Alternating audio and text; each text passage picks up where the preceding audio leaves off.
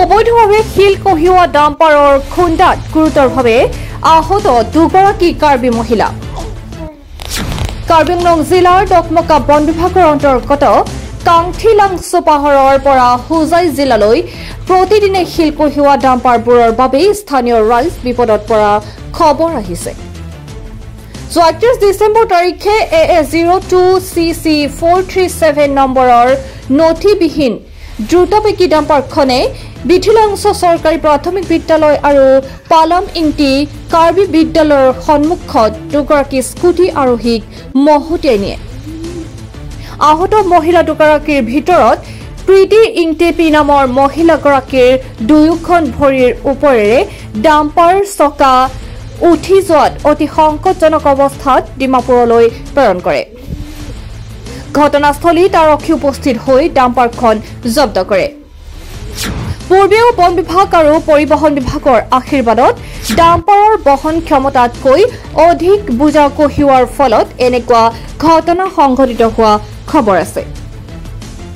এতিয়া কথা হ'ল সকলোবোৰ দেখি শুনিও নিমাতী কইনা আৰু চকুমুদা কুলিৰ ভাও ধৰা ডকমকা বন বিভাগ আৰু কাৰ্বি আংলং জিলা পৰিবহণ বিভাগে কিয় একো ব্যৱস্থা গ্ৰহণ নকৰে? নেগাংশ ডাম্পাৰ মালিকৰ ষ্টেপত সমল নেকি চৰকাৰৰ এই দুয়োটা বিভাগ?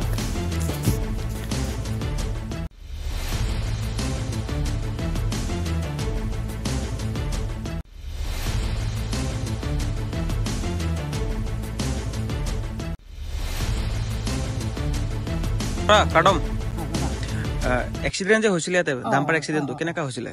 ইয়াতো ভৰিটো ফাটিলে ইমানে কোনে খুন্দি আছিলে? কি গাড়ীৰ লগত হৈছিল এক্সিডেন্ট হৈছিলে?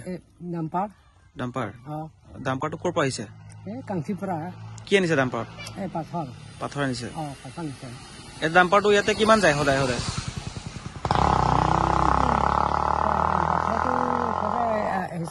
মানুহটোৱে অকলে আহিছে।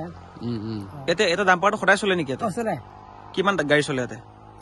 3 বাজিৰ পৰা 6 বাজিৰ পৰা আহে ৰাতিপুৱা। 6 বাজি আহে। কেইটা আহে ডাম্পাৰটো? বহুত আহিছে।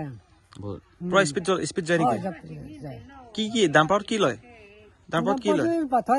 পাথৰ নিয়ে। আগত এক্সিডেন্ট হৈছে নেকি?